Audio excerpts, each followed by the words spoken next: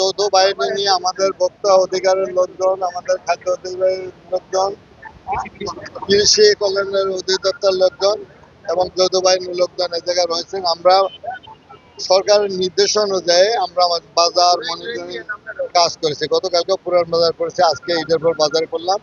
অনিয়ম আছে এবং বাজারের যে পরিবেশটা অত্যন্ত দুঃখজনক এবং এটা ভাষা প্রকাশ করা যায় না যে একটা বাজার অবস্থা যেই থাকে, অথচ খাজনা নেওয়ায় খাজনা দিয়েও থাকে। আর মাংসের বাজার যেটা দেখলাম 750 টাকা, সে জায়গায় 800 টাকা বিক্রি হচ্ছে।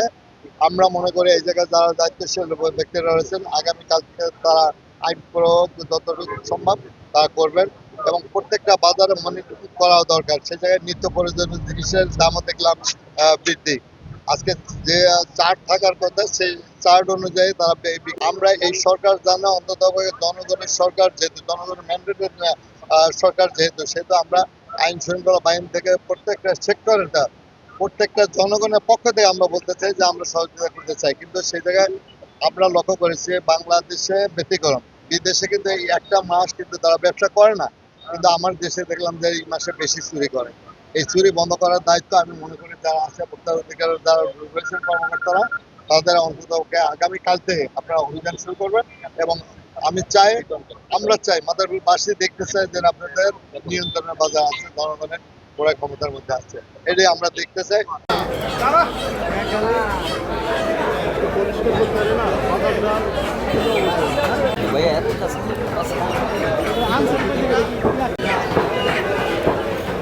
অবশ্যই ইনশাআল্লাহ।